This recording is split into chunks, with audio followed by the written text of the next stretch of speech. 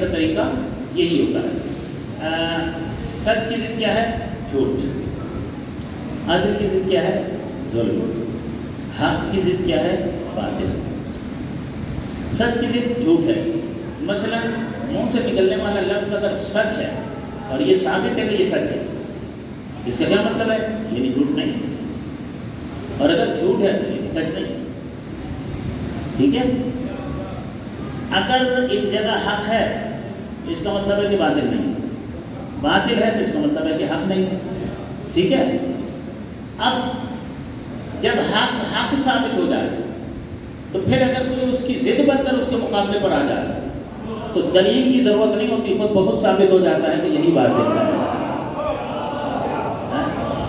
خود بہت ثابت۔ جو سمجھ رہے ہیں، جن دوستوں تک میری بات پہنچ رہی ہے کہ بھائی دیکھیے علی کعبہ حق ہے اور علی حق ہے، تو اب باطل کو پہچاننا بہت آسان ہے کہ جب عین حق علی ہے اور کعبہ حق علی ہے تو باطل بس وہی ہوگا جو علی کے مقابلے پر ہوگا،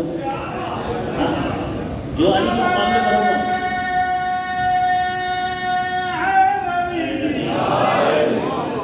جو علی کے مقابلے پر ہوگا وہی باطل ہوگا۔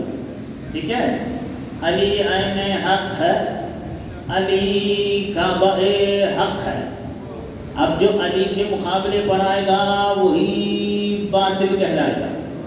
مقابلے پر آنے والا مکے میں آ جائے، دعوت ذوالعشیرہ میں آ جائے، ٹھیک ہے نا، پیغمبر کے گھر میں ہو اور گھر کے باہر سے آ جائے، ٹھیک ہے نا، علی کے مقابلے پر آنے والا چاہے احد میں آئے، خندق میں آئے، حنین میں آئے، خیبر میں آئے، صفین میں آئے، جمل میں آئے، جہاں جہاں پر بھی آئے، جو بھی آئے، جس حالت میں بھی آئے، جس شکل میں بھی آئے، جس کیفیت میں بھی آئے، جس صورت میں بھی آئے، مقابلے پر آنے والا چاہے مسجد کے ممبر سے بیٹھ کر آئے یا کسی اونٹ پر بیٹھ کر آئے، وہ باطل ہی کہلائے گا، اس لیے کہ عین حق کے مقابلے پر آیا اور عین حق کی ضد عین باطل ہوا کرتی ہے۔ صلوات پڑھیے محمد وعلی۔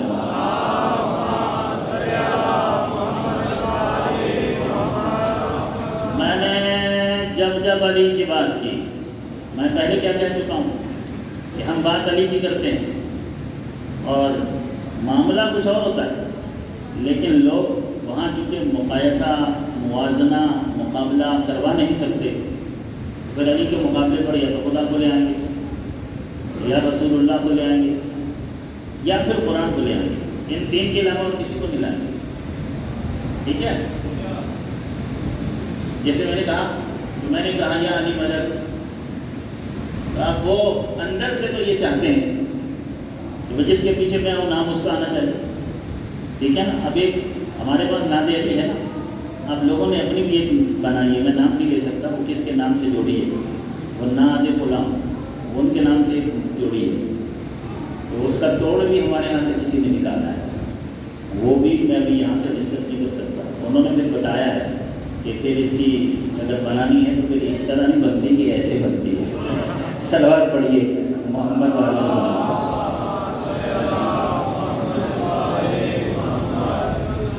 تو میں نے کہا یا علی مدد، تو کہا نہیں جناب یا اللہ مدد کرو ڈائریکٹ، یعنی یقین ہے کہ اب علی بلند ہی اتنا ہے کہ اس کے مقابلے پہ لاؤں تو کسے لاؤں، یا خدا لاؤں یا مصطفیٰ لاؤں یا قرآن لاؤں۔ ہم نے کہا ہم نے علی کی بات مانی ہے، کہا نہیں جناب قرآن کی مانیں گے۔ اب علی کے مقابلے پر قرآن کو لے کے آ گئے، حالانکہ علی کی بات قرآن سے ہٹ کر نہیں ہوتی ہے، نہ قرآن علی سے الگ ہے نہ علی قرآن سے الگ ہے۔ تو جب ہم نے کہا کہ ہم تو علی کے پیچھے چلیں گے، تو کہا نہیں ہم قرآن کے پیچھے چلیں گے۔ تو علی کے پیچھے چلنے کا مطلب یہ ہرگز نہیں ہے کہ قرآن کے پیچھے نہیں چلیں گے، اور قرآن کے پیچھے چلنے کا مطلب ہرگز یہ نہیں ہونا چاہیے کہ ہم نے علی کے پیچھے نہیں چلنا۔ پیغمبر نے ثقلین دی، ٹھیک ہے، اللہ کی کتاب بھی دی ہے اور روایت بھی دی ہے، اور ہمیں حکم دیا کہ دونوں کے پیچھے چلو۔ ایک کتاب کو وہ ثقلین کتاب اللہ ہے بھائی، تو میں تمہارے درمیان دو چیزیں چھوڑ کر جا رہا ہوں، ایک اللہ کی کتاب اور ایک اپنی اطلاع، تو ان دونوں سے جڑے رہو، اور یہ دونوں ایک دوسرے سے الگ نہیں ہوں گے یہاں تک کہ باہر۔ اب اس مسئلے کا بھی سمجھ لیجیے کہ چلے جناب آپ ہر چیز قرآن سے لے لیجیے، کیا کیا لیں گے آپ قرآن؟ میں نے وضو کیا تو کہا نہیں یہ تو غلط ہے، ہم وضو قرآن سے لیں گے.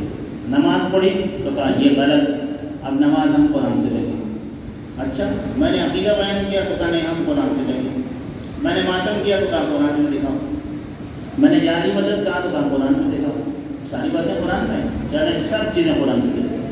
ٹھیک ہے, سب چیزیں قرآن سے لیتے ہیں. یا علی مدد قرآن سے ملے تو کہو گے یا علی مدد. پھر میرا وضو قرآن سے مل جائے تو میری طرح وضو کرو گے نا. میری نماز قرآن سے مل جائے تو میری طرح نماز پڑھو گے نا. میری عبادتیں قرآن سے مل جائیں تو پھر میری طرح عبادت کرو گے نا.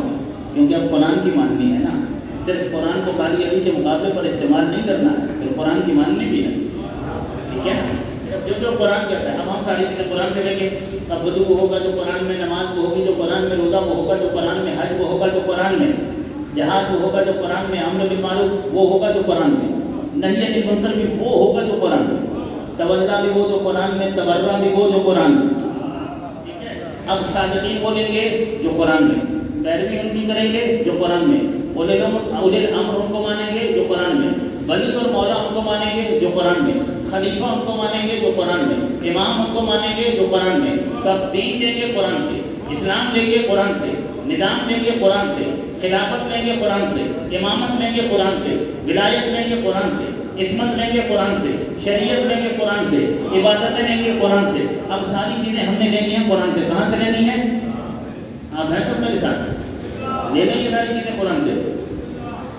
تھوڑی دیر کے لیے میں رکتا ہوں کہ بھائی یہ ساری چیزیں تو اب ہم قرآن سے لیں گے, لیکن تھوڑی دیر رک جاؤ, ذرا یہ تو پتہ کر لو کہ یہ قرآن ہے کس کے ساتھ. ذرا یہ بھی تو پتہ کر لو نا کہ یہ قرآن کس کے ساتھ ہے. اب میں کس سے پوچھوں کہ یہ قرآن کس کے ساتھ ہے؟ کسی اور سے کیوں پوچھوں؟ ظاہر ہے جو صاحب قرآن ہے اسی سے پوچھوں نا, جو قرآن مجسم ہے اسی سے پوچھوں نا, جس پر قرآن نازل ہوا اسی سے پوچھوں گا نا. وہ پیغمبر اعظم, وہ رسول اعظم, وہ نبی الانبیاء کہ جن کے اوپر قرآن نازل ہوا ہے.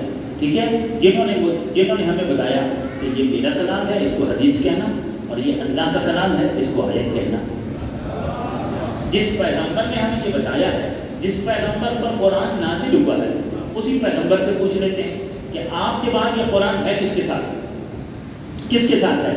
آیا کسی شخص صاحب کے ساتھ ہے, کسی صحابی کے ساتھ ہے, کسی تابعی کے ساتھ ہے, کسی خاص شخصیت کے ساتھ ہے, ائمہ اربعہ میں سے کسی کے ساتھ ہے, مجتہدین میں سے کسی کے ساتھ ہے, مفتیان کرام میں سے کسی کے ساتھ ہے, مفسرین جو پیغمبر کے بعد پیدا ہوئے ان مفسرین میں سے کسی کے ساتھ ہے, وہ پیغمبر کے فوراً بعد جو مفتیان آئے یا تابعین آئے یا بڑی بڑی ہستیاں آئیں, کیا ان میں سے کسی کے ساتھ ہے؟ رسول اللہ سے پوچھتے ہیں کہ رسول اللہ یہ بتا دیجئے, پاک پیغمبر یہ بتا دیجئے کہ یہ جو قرآن ہے یہ قرآن ہے کس کے ساتھ. تب دیکھیے میں حوالے بہت سارے دے سکتا ہوں, لیکن وقت کو بچانے کے لیے میں ایک حوالہ دے رہا ہوں, مگر حوالہ بہت بڑا ہے.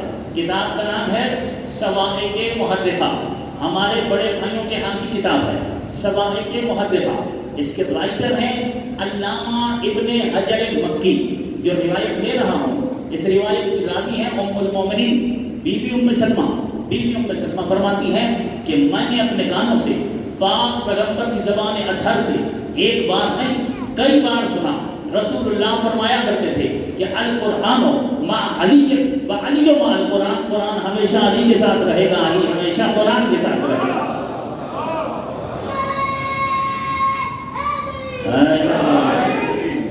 علی اور قرآن میں کبھی جدائی نہیں آ سکتی ہے, یعنی علی اور قرآن میں کبھی دو ہی نہیں ہو سکتی, ایسا نہیں ہو سکتا. اچھا یہ مجھے بتائیے, لوگوں نے کتنا ایڈی چوٹی کا دور لگایا ہے کہ ایک طریقہ ہے یہ جو علم الرجال ہے نا, حدیث کے جو علوم ہیں تو کیسے چھانٹ کی جاتی ہے. علم حدیث میں اصول حدیث میں ہے نا, کسی حدیث کو پرکھنا ہے, کیونکہ حدیث 1400 سال سے سفر کرتی ہوئی آ رہی ہے ہمارے پاس, معصوم کا قول. تو اس دور میں بہت سارے لوگوں کی زبان سے گزر کر وہ ہم تک پہنچے. تو ظاہر ہے کہ اتنے لمبے واسطے میں سب کا حافظہ برابر نہیں, پھر سب امانت دیانت کے اعتبار سے برابر نہیں. تو راویان کا پورا شجرہ, فکری شجرہ, علمی شجرہ, عملی شجرہ, قلبی شجرہ وہ کھنگالا جاتا ہے, اس کو علم الرجال کہتے ہیں. اور پھر وہ جو اصل حدیث ہے اس تک پہنچا جاتا ہے. تو حدیث صحیح سند ہے, ضعیف سند ہے, حدیث کی کون سی اصناف میں سے ہے, تو یہ ایک پورا علم ہے. جس کے اوپر علماء کو بڑی محنت کرنا پڑتی ہے اور پھر جاننا پڑتا ہے کہ یہ کلام کس کا ہے یا یہ پیغمبر کی حدیث ہے یا نہیں۔ وہ جو حدیث کو پرکھنے کے اصول ہیں ان میں سے ایک اصول یہ بھی ہے، اور یہ خود پیغمبر کا دیا ہوا ہے، کہ ہمارا کوئی قول اگر تم تک پہنچے اور اگر وہ قرآن کی کسی آیت سے ٹکرا رہا ہو تو سمجھ جائیے کہ کھڑا ہوا ہے، ہمارا قول نہیں ہے، وہ حدیث ہماری نہیں ہے، وہ ارشاد ہمارا نہیں ہے، وہ ہماری طرف منسوخ کر دیا گیا۔ اور یہی معصومین کا بھی ارشاد ہے کہ 12 اماموں میں سے اگر کسی کا کوئی قول ٹکرائے قرآن کی کسی آیت سے تو سمجھ جائیے کہ موضوعی ہے، بدعی ہے، یعنی اس کو گھڑا گیا ہے، یہ جعلی ہے، یہ کلام اصلی نہیں ہے، یہ معصوم کا کلام نہیں ہے، اس کی نسبت دے دی گئی ہے معصوم کی طرف، غلط نسبت دے دی گئی ہے، کیونکہ معصوم کا کلام قرآن سے نہیں ٹکرا سکتا، معصوم کا کلام کبھی قرآن سے ٹکرا نہیں سکتا۔ ذرا اعجاز تو دیکھیے، قرآن ہے اللہ کا کلام، ٹھیک ہے، اور ہمارے درمیان موجود ہے، 14 صدیوں سے قرآن مجید ہمارے پاس موجود ہے۔ سید رضی نے مولا علی علیہ السلام کا کلام جمع کیا ہے جس کا نام ہے نہج البلاغہ، ٹھیک ہے، نہج البلاغہ۔ نہج البلاغہ کی فصاحت اور بلاغت کو دیکھنے کے بعد دنیا بھر کے بڑے بڑے جو فصحاء اور بلغاء ہیں، جو یہ کلام کی معنویت، جاذبیت اور کلام کے رموز کو سمجھنے والے لوگ ہیں، ان لوگوں کا یہ فیصلہ ہے کہ یہ کلام جو نہج البلاغہ میں ہے یہ کسی بندے کا کلام نہیں ہو سکتا۔ مجھے پروفیسر ڈاکٹر حسن صاحب کراچی میں ہوتے ہیں، وہ بتانے لگے کہ انگلینڈ میں کوئی ایسا ایڈوانس کمپیوٹر ہے جو شاید ابھی یہاں نہیں آیا، اس کو قرآن اور نہج البلاغہ یہ دونوں چیزیں دی گئیں اور اس سے پوچھا گیا کہ یہ بتاؤ کہ اس میں اللہ کا کلام کون سا اور بندے کا کلام کون سا ہے، تو کمپیوٹر نے یہ جواب دیا کہ اس میں سے کوئی بھی کلام بندے کا نہیں ہے، دونوں کلام اللہ کے، بندے کا کوئی کلام نہیں ہے، دونوں کلام۔ یعنی جو نہج البلاغہ میں جناب امیر المومنین کا کلام ہے، اس کلام کی سطح اتنی بلند ہے کہ انسان کے بس میں نہیں ہے کہ وہ ایسا کلام کہہ سکے، لیکن فصاحت کے اعتبار سے، بلاغت کے اعتبار سے، جملات کلمات کے اعتبار سے، کلام کے اندر جو حسن ہے، جو سناست ہے، اس کے اعتبار سے تو اس میں جو خوبصورتی پائی جاتی ہے وہ اپنی جگہ پر ہے، معانی مفاہیم کے اعتبار سے جو وسعت پائی جاتی ہے، جو اعجازیت پائی جاتی ہے، وہ اپنی جگہ پر ہے۔ اس کے باوجود جو دشمنان علی ہیں انہوں نے پوری کوشش کی کہ نہج البلاغہ کو بدعی کلام ثابت کیا جائے۔ یہ نقطہ جو سمجھیں گے نا وہ خاموش نہیں رہ سکتے۔ یہ نہ دیکھیے کہ میں بات بڑے آرام سے کر رہا ہوں، میں بات بہت بڑی کر رہا ہوں۔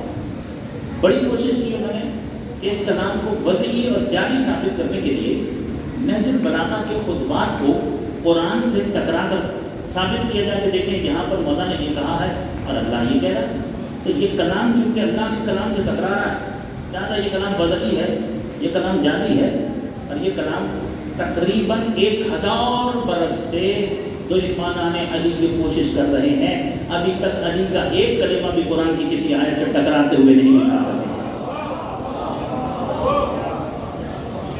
ایک جملہ بھی، ایک لفظ بھی ثابت نہیں کر سکے کہ جو قرآن سے ٹکراتا ہو۔ تو علی اور قرآن میں کوئی نہیں ہے، بلکہ یہ جو قرآن اللہ کی کتاب ہے یہ قرآن ثابت ہے، اور علی قرآن ناطق ہے، علی قرآن مجسم ہے، وہ مکتوبی قرآن ہے، وہ لکھا ہوا کلام ہے۔ بلکہ میں یوں کہوں کہ معصوم کا فرمان ہے کہ نحن مشیت اللہ، ہم اللہ کی مشیت ہیں، نحن حجت اللہ، ہم اللہ کی حجتیں ہیں، نحن مرضات اللہ، ہم اللہ کی مرضیاں ہیں۔ اب مرضیاں خدا کی یہ ہیں اور لوگ انہیں چھوڑ کر رضی اللہ بننے کے لیے نکلے ہوئے ہیں۔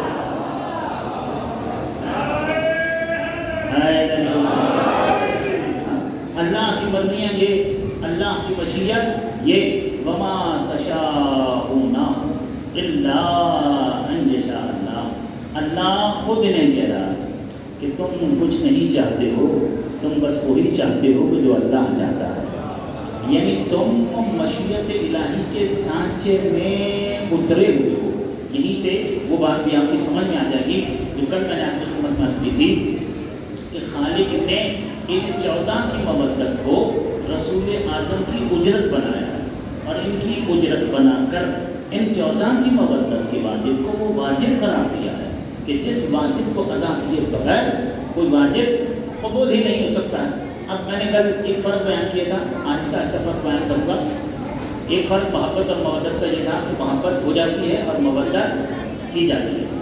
دوسرا فرق جو ہے وہ یہ ہے محبت اور مودت کا کہ یہ جو چاہت ہے نا، چاہت پیار جو ہے، اس پیار کے اور چاہت کے مدارج ہیں، درجے، اور وہ ہیں کل 5۔ کتنے ہیں؟ 5۔ چاہت کا جو سب سے پہلا درجہ ہے اس کو محبت کہتے ہیں، چاہت اور پیار کے دوسرے درجے کو انس کہتے ہیں، تیسرے درجے کو شغف کہتے ہیں، چوتھے درجے کو عشق کہتے ہیں، 5ویں اور آخری درجے کو مودت کہتے ہیں۔ چاہت اور پیار کے سب سے ابتدائی درجہ اس کو کہتے ہیں محبت، اس سے تھوڑی زیادہ ہو جائے، آگے بڑھ جائے تو اسے انس کہتے ہیں، اور تھوڑی زیادہ ہو جائے تو اسے شغف کہتے ہیں، اور زیادہ ہو جائے تو اس کا چوتھا درجہ عشق کہلاتا ہے۔ عشق حد انتہا پہ پہنچے تو اسے مودت کہتے ہیں، ٹھیک ہے۔ اب چونکہ چاہت اور پیار کی 2 صورتیں ہیں، ایک حقیقی اور ایک مجازی، اور حقیقی چاہت اور پیار خدا اور خدا کے چنے ہوئے بندوں کے ساتھ یعنی آل محمد کے ساتھ ہوتا ہے، اور باقی مجاز دنیا کی جو مخلوقات ہیں ان کے ساتھ ہے۔ اب مجاز کی مثالوں کا سہارا لینا پڑتا ہے کبھی کبھی حقیقت فہمی کے لیے، حقیقت تک رسائی کے لیے اور حقیقت فہمی کے لیے مجاز کی مثالوں کا سہارا لیا جاتا ہے۔ میں سہارا لے رہا ہوں لیکن حقیقت تک پہنچانا چاہ رہا ہوں آپ کو۔ محبت کیا ہے تاکہ بچے بھی سمجھ جائیں؟ محبت ہے چاہت کا سب سے پہلا درجہ۔ سمجھ میں آنا کہ محبت جسے کہتے ہیں، چاہت کتنی آگے بڑھے تو انس ہوتی ہے، کتنی اور آگے چلی جائے تو شغف ہوتی ہے۔ محبت یہ ہے کہ دیکھا تو چاہا کہ دیکھو، ٹھیک ہے، دیکھا چاہا کہ دیکھو، چاہت یہاں تک آئے اسے محبت کہتے ہیں۔ یہ چاہت کا ابتدائی مرحلہ ہے، ابتدائی آگے بڑھی انس ہو گیا۔ انس کیا ہے؟ دیکھا تو چاہا کہ دیکھوں بھی اور آگے بڑھ کر بات بھی کروں، ٹھیک ہے نا، یہ ہے انس۔ چاہت اس سے آگے بڑھی اور شغف ہو گیا۔ شغف کیا ہے؟ شغف یہ ہے کہ جب دیکھا تو دل نے چاہا کہ دیکھتا رہوں اور باتیں کرتا رہوں۔ اب اس میں استمرار آ گیا۔ پڑھے لکھے لوگ محظوظ ہوں گے، یہاں اساتذہ ٹیچرز تشریف فرما ہے، استمرار آ گیا، دیکھتا رہوں اور باتیں کرتا ہوں، یعنی سلسلہ دیدار اور سلسلہ گفتار مسلسل رہے، منقطع نہ ہو۔ چاہت یہاں کہا جائے تو اس کو کہتے ہیں شغف۔ اب چاہت اس سے بھی آگے چلی گئی اور اب تو ہو گیا عشق۔ یہ عشق کیا ہے؟ عشق کسے کہتے ہیں؟ عشق ہو گیا۔ یہ کیا ہے؟ یہ ہے کہ جناب چونکہ اب تو ہو گیا ہے عشق، تو در پسند تو آپ کا، گھر پسند تو آپ کا، لباس پسند تو آپ کا، آواز پسند تو آپ کی، انداز پسند تو آپ کا، ادائیں پسند تو آپ کی، عادتیں پسند تو آپ کی، باتیں پسند تو آپ کی، محفل پسند تو آپ کی، مجلس پسند تو آپ کی، صحبت پسند تو آپ کی، سنگت پسند تو آپ کی، صورت پسند تو آپ کی، سیرت پسند تو آپ کی، رفتار پسند تو آپ کی، گفتار پسند تو آپ کی، رفتار آپ کی پسند، گفتار آپ کی پسند، چلنا آپ کا پسند، اٹھنا آپ کا پسند، بیٹھنا آپ کا پسند، بولنا آپ کا پسند، فکروں میں آپ، خیالوں میں آپ، تصور میں آپ، تخیل میں آپ، دل میں آپ، دماغ میں آپ، ذہن میں آپ، زبان پہ آپ، جہاں آپ بھی آپ ہوں اور کچھ بھی نہ ہو، اسے عشق کہتے ہیں۔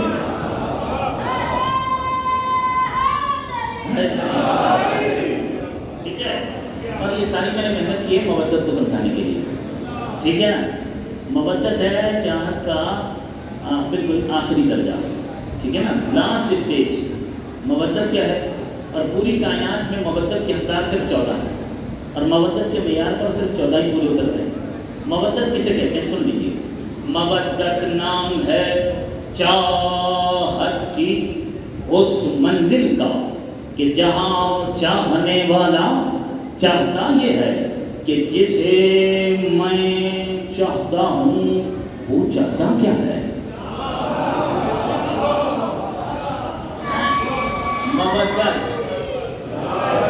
مودت نام ہے چاہت کی اس منزل کا کہ جہاں چاہنے والا چاہتا یہ ہے کہ جسے میں چاہتا ہوں وہ چاہتا کیا ہے۔ یعنی کہ اب ہماری کوئی چاہت نہیں ہے، ہم نے تو صرف یہ دیکھنا ہے کہ آپ کیا چاہتے ہیں۔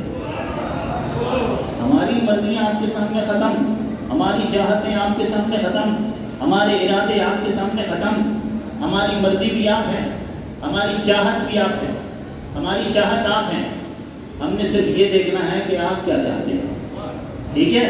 ہم نے صرف یہ دیکھنا ہے کہ آپ کیا چاہتے ہیں۔ وَمَا تَشَاءُونَ إِلَّا أَن يَشَاءَ اللَّهُ، یہاں جہاں مشیت کا عدل بدل ایسا ہے کہ یہ نگاہ اٹھائیں تو دیکھیں کہ وہ کیا چاہتا ہے، اور وہ نگاہ رکھیں تو دیکھیں کہ یہ کیا چاہتے ہیں۔ یہ مودت ہے، یہ ہے مودت۔ عجیب باتیں میں بھی سمجھاؤں گا، آپ کی خدمت میں کروں گا۔ محبت چاہت کا پہلا درجہ ہے، ٹھیک ہے؟ خدا نے اپنے لیے محبت مانگی ہے، 14 کے لیے مودت مانگی ہے۔ 14 کے لیے کیا مانگی ہے؟ مودت۔ پہلے سمجھیے مودت کسے کہتے ہیں؟ مودت نام ہے چاہت کی، اس منزل کا کہ جہاں چاہنے والا چاہتا یہ ہے کہ جسے میں چاہتا ہوں وہ چاہتا کیا ہے، یعنی کہ اب ہماری نہیں چاہت چلے گی، چاہت آپ کی چلے گی۔ پاؤں ہمارے ہوں گے، چلیں گے آپ کی مرضی سے، ہاتھ ہمارے ہوں گے، ہلیں گے آپ کی مرضی سے، زبان ہماری ہوگی، بولے گی آپ کی مرضی سے، آنکھ ہماری ہوگی، دیکھے گی آپ کی مرضی سے، کان ہمارے ہوں گے، سنیں گے آپ کی مرضی سے، دل ہمارا ہوگا، دھڑکے گا آپ کی مرضی سے، دماغ ہمارا ہوگا، سوچے گا آپ کی مرضی سے، اعضائے بدن ہمارے ہوں گے، سلطنت جسم ہماری ہوگی، اور اس پر حکم آپ کا چلے گا، اس پر چاہتیں آپ کی چلیں گی، اس پر مرضیاں آپ کی چلیں گی، اس پر امر آپ کا چلے گا۔ کیوں؟ اس لیے کہ مودت جو کر بیٹھے ہیں، یعنی کہ اب ہم آپ کے ہو گئے کچھ اس طرح سے کہ اپنے بنا رہے، یعنی کہ اب ہم آپ کے ہو گئے کچھ اس طرح سے کہ اپنے بنا رہے۔ اللہ نے ان 14 کے لیے محبت نہیں مانگی، انس نہیں مانگا، شرف نہیں مانگا، عشق نہیں مانگا، اللہ نے 14 کے لیے مانگی ہے مودت۔ کیا مانگی ہے؟ مودت مانگی ہے۔ بھائی دیکھیں دنیا میں لوگ محبت کرتے ہیں اور محبت کا پرندہ اپنی پرواز تبدیل کرتا رہتا ہے، ٹھیک ہے؟ محبوب بدلتے رہتے ہیں، معیار محبت ملا تو توجہ کا مرکز ہوا، انس کا معیار ملا تو ختم، پھر توجہ کا مرکز معیار انس ہو گیا، شغف کا معیار ملا تو محبت کے پرندے نے ایک اور اڑان بھری، پرواز بھری، اور شجر شغف پر جا کر اپنا آشیانہ اور ٹھکانہ بنا لیا، ٹھیک ہے؟ اور پھر جب معیار عشق ملا تو پرواز کی گھونسلہ تبدیل کر لیا، یعنی اس کی چاہت کا معیار تبدیل ہوتا ہے، اس کے محبوب بدلتے ہیں، یہاں سے وہاں، وہاں سے وہاں، وہاں سے وہاں، کیونکہ محبت کے بعد انس کی گنجائش ہے، انس کے بعد شغف کی گنجائش ہے، شغف کے بعد عشق کی گنجائش ہے نا ایسا؟ اللہ نے ان 14 کے لیے نہ محبت مانگی، نہ انس مانگا، نہ شغف مانگا، نہ عشق مانگا، بلکہ خالق نے 14 کے لیے مانگی ہے مودت۔ کیوں؟ اس لیے کہ اللہ اس بات کو گوارا ہی نہیں کرتا کہ کوئی ان 14 کا ہونے کے بعد کسی اور کو سوچے بھی صحیح۔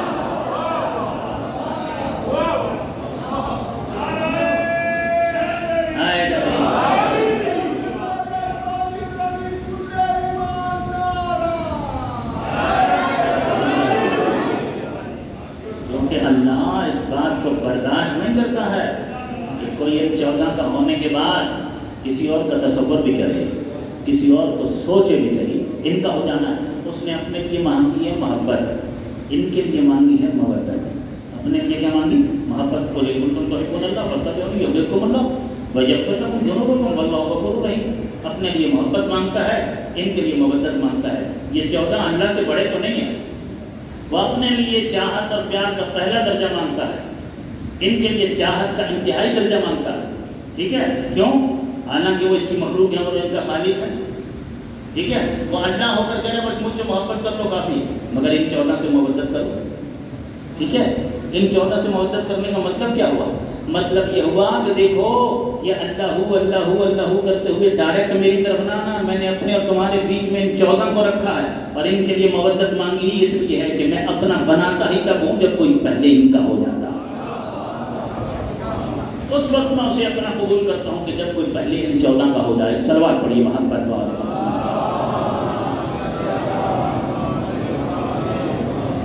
کیا کریں کہ بس گھڑی اجازت نہیں دیتی کہ اس سے زیادہ گفتگو کی جا سکے۔